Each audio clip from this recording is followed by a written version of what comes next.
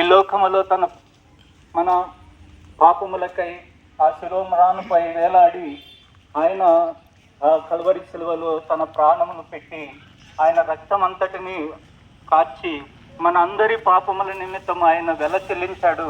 ఆయన ముందుగా మనకంటే ముందుగా ఆయనకంటే ముందుగా చనిపోయిన వారి నిమిత్తము, ఇగో రాబోయే వారి నిమిత్తము, అందరి నిమిత్తము ఆయన రక్తము, పావన రక్తము మనందరి పాపముల నిమిత్తమై ఆయన కార్చాడు.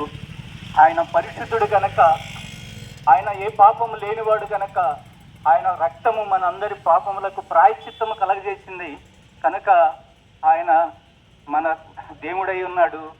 మనం అందరము కనుక ఆయన ఏంది విశ్వాసం ఉంచిన ఎడల మనం దేవుని ఆయనతో కూడా ఆయన నిత్య రాజ్యంలో ఉంటాం. ఆయన లేఖనం చదివిస్తుంది, ఎవడైనాను పాపుల నిమిత్తం ప్రాణం పెట్టడం అనేది అది ఆయనకు ఒక్కనికే సాధ్యము. ఎందుకంటే ఏ పాపము లేనివాడుగా ఈ లోకానికి వచ్చాడు. ఏ పాపము లేనివాడిని అని చెప్పి ఎవడైనాను నా ఎందు పాపం ఉన్నదా అని చెప్పి నిరూపించగలవాడు ఎవడైనా ఉన్నాడా అని చెప్పి సవాలు చేసిన ఎవరైనా ఉన్నారంటే ప్రభు అయిన యేసుక్రీస్తు వారు మాత్రమే. కనుక ఆయన మాత్రమే, ఆయన రక్తం మాత్రమే, ఆయన రక్తంతోనే మనకి పాప విమోచన కలుగుతుంది. కనుక ఆయన రక్తము మనందరి పాపములకు వెల చెల్లించి ఉన్నాడు.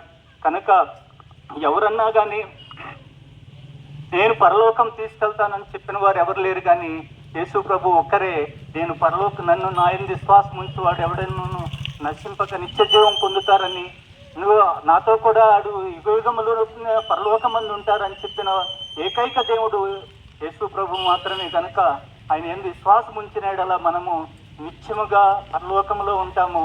కనుక ఏ ఖర్చు లేకుండా నదుల్లో తిరగాల్సిన పని లేదు, మునగాల్సిన పని లేదు, కొండలెక్కి గుట్టలెక్కి మొక్కులు మొక్కాల్సిన పని లేదు. కానీ కేవలం ఆయన యందు విశ్వాసం ఉంచడం మాత్రం చేస్తే చాలు, మనము ఆ నిత్య రాజ్యంలోనూ ఆ పరలోకంలో మనం ఉంటాము అని లేఖనం సెలవిస్తుంది.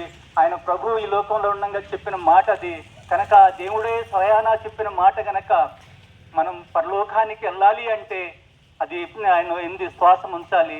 ఆయన యందు విశ్వాసం ఉంచువాడు ఎవడను నశింపక నిత్యజీవం పొందుతారని దేవుడు చెప్పి ఉన్నాడు.